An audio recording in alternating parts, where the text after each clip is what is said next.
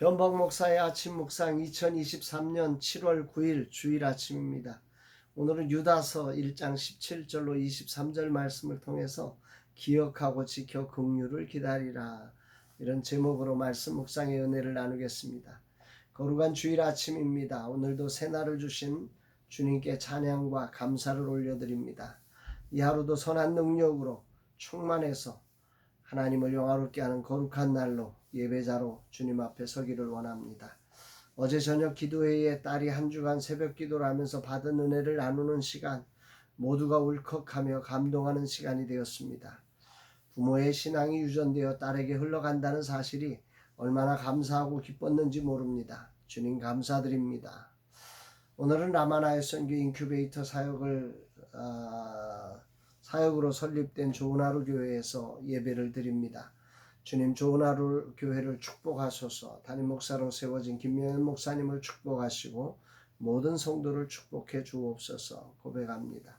이날 어떤 말씀으로 인도하실까? 주의 형제 유다가 앞에서 거짓 교사들을 질책한 후에 사랑하는 자들을 향해 소중한 권면과 훈계를 이제 전하고 있는 장면이 오늘 본문입니다.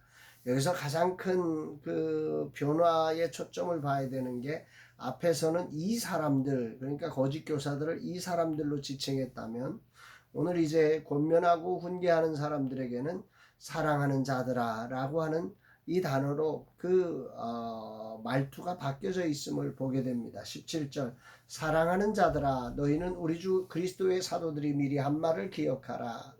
사랑하는 자들을 향해 유다는 사도들이 미리 한 말을 기억하라고 권면하고 있습니다. 그렇다면 사도들이 한 말은 뭔가? 18절에 보니까 그들이 너희에게 말하기를 마지막 때에 자기의 경건하지 않은 정욕대로 행하며 조롱하는 자들이 있으리라 하였나니, 주님의 다시 오심과 심판을 농담처럼 받아들이고 정욕대로 행하며 믿음의 삶을 조롱하는 자들이 있을 것이라 사도들이 이전에 말했던 것을 너희들이 기억해내야 한다, 이렇게 말씀하고 있습니다. 믿음이라고 하는 것은 말씀을 기억하는 것으로부터 시작되는 거죠. 삶의 자리에 주변의 환경과 사람들의 변화 속에 하나님의 뜻을 기억하고 그 뜻을 가지고 분별하고 도전하며 싸워내는 것입니다. 말씀의 기준이 없다면 우리는 혼란스러워하다가 결국은 그런 세상적인 분위기에 어쩔 수 없어 하고 동조하게 되어져 버리는 거죠. 세상이 다 이런데 어쩔 수 없잖아, 이런 말들이 그렇게 가는 거예요. 기준이 없으면 결국은 세상의 분위기가 기준이 되기 때문에 그렇습니다. 오늘 유다는 이들의 본질을 이렇게 다시금 정의합니다. 정말 정욕대로 살면서 분열을 일으키고 하나님의 교회를 무너뜨리는 이런 사람들을 향해서 19절에 보니까 이 사람들은 분열을 일으키는 자며 육에 속한 자며 성령이 없는 자니라, 이렇게 말씀하고 있어요. 삶에 성령의 표지가 없고 오직 자기만 생각하고 교회를 혼란하게 하고 분열하게 하는 자들이란 말이죠. 그러기에 유다는 이 사랑하는 자들을 향하여 두 번째 권면을 줍니다. 20절 21절에 사랑하는 자들아, 너희는 너희의 지극히 거룩한 믿음 위에 자신을 세우며 성령으로 기도하며 하나님의 사랑 안에서 자신을 지키며 영생에 이르도록 우리 주 예수 그리스도의 긍휼을 기다리라. 여기에는 네 단어가 아주 그 동사로서 중요 지점을 차지하고 있는데, 첫 번째로 세우며, 두 번째 기도하며, 세 번째 지키며, 그리고 마지막 기다리라, 이런 네 가지의 동사들이 사용되고 있습니다. 믿음 위에 자신을 세워야 하고 성령으로 기도하며 하나님의 사랑 안에서 자신을 지켜내고 주 예수 그리스도의 긍휼을 기다리는, 이것이 이제 하나님의 말씀을 기억하고 오늘 이 시대가 흔들리는 세상을 살아가는 거룩한 성도들의 삶의 기준이어야 한다는 것입니다. 첫 번째로 하나님의 말씀을, 그런 일이 있으리라고 한 말씀을 기억했다면 그런 시대를 우리가 어떻게 살아갈 것이냐라고 하는 게 이제 두 번째 권면인 거죠. 그 두 번째 권면에서의 핵심은 믿음 위에 자신을 세워라.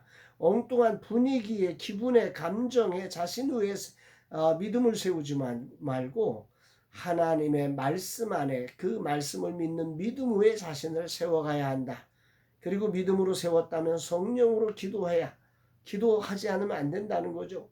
그리고 사랑 안에서 자신을 지켜내, 하나님의 사랑 안에서 자신을 지켜가라. 이 사랑할 수 없는 조건 속에 사랑하는 하나님의 사랑을 기억하며 그 사랑으로 자신을 지켜가야 한다. 그리고 마지막으로 주 예수 그리스도의 긍휼을 기다리는 게 죄자의 삶이다. 이렇게 말씀합니다. 영원한 생명을 가진 자의 참된 삶은 바로 이런 거다 말씀하고 있습니다. 기억하고 믿음 위에 세우고 성령으로 기도하고 사랑 안에 자신을 지키고 주 예수 그리스도의 긍휼을 기다리는 거다.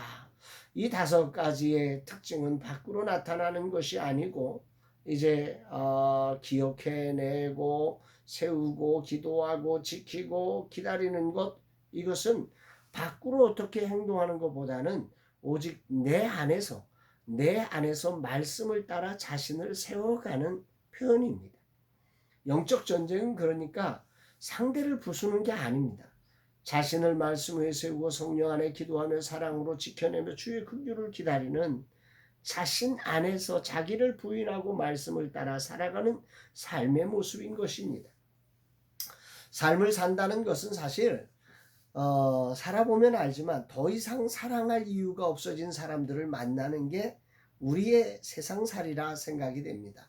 진정한 영성은 바로 이들을 향해 하나님의 사랑 안에서 사랑을 지키라는 것입니다. 하나님이 죄인을 사랑하사 당신의 독생자 아들을 내어주신 그 사랑을 기억하며 우리도 그런 사랑을 지켜내야 한다 말씀하는 거죠. 그리고 그 영혼들에게 그 삶에 주의 긍휼이 임하기를 기다리라는 것입니다. 이것이 오늘 아침 큰 울림으로 다가옵니다. 그래서 유다는 이제 결론 부분에 22절 23절에 이렇게 말씀합니다. 어떤 의심하는 자들을 긍휼히 여기라. 또 어떤 자를 불에서 끌어내어 구원하라. 또 어떤 자를 그 육체로 더럽힌 옷까지도 미워하되 두려움으로 긍휼히 여기라. 여기에 보면 긍휼히 여기라고 한 말이 2번이나 반복돼서 나오죠. 아무리 전에도 의심하는 자들을 만나면 포기하고 싶고 짜증나지요. 그들을 긍휼히 여기라는 거예요. 하나님의 사랑 안에서 사랑을 지켜내며 긍휼히 여기라. 하나님의 긍휼이 저 영혼에게 임할 줄로 믿고 그 긍휼로 기다리는 것입니다. 또 불에 빠진 자들, 즉 하나님을 떠난 것 같고 이미 저 악한 세상에서 막 살아가고 있는 것 같아서 그들은 정말 도저히 안 될 것 같지만 그들을 끌어내어 구원하려고 긍휼을 거두지 말라는 거지요. 육체로 더럽힌 옷까지도 미워할 정도로 이 죄와 타협하지 않아야 되지만 영혼을 향해서는 두려움으로 긍휼히 여기며 기다리는 이 마음이 이 마지막 세대를 살아가는 우리들의 삶의 모양이다 라고 하는 것입니다. 한 사람의 가치를 아는 것이 복음의 사람이지요.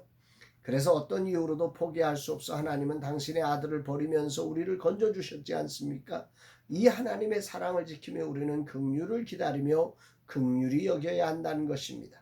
거룩한 주일 이 말씀을 깊이 묵상합니다. 거짓 교사를 분별한다는 것은 그들을 미움으로 밀어내는 게 아니라 오히려 그들을 불쌍히 여기며 의심하는 자들을 건져내고 한 영혼이라도 불 속에 건져내야 할 사명을 가진 자가 바로 영적 전쟁을 치르며 거짓 교사를 분별하는 이유가 되어야 한다는 것입니다. 주님, 이 하루 주의 긍휼을 기다리며 하나님의 사랑 안에서 나를 지켜내게 하소서. 주의 약속의 말씀을 기억하게 하시고 그 안에서 믿음을 가지고 성령으로 기도하며 주 사명을 감당케 하옵소서 고백하는 날입니다. 사랑하는 여러분, 여러분들에게 이 거룩한 주일이 정말 주의 은혜를 기억하고 그 말씀을 기억하면서 오늘 우리의 삶 가운데 믿음 위에 나를 세우고 성령으로 기도하고 그리고 하나님의 사랑 안에서 그 사랑을 지켜내며 주의 긍휼을 기다려가는 참된 생명 가진 자의 삶을 살아가는 복된 날 되기를 주의 이름으로 축복합니다. 사랑합니다, 여러분.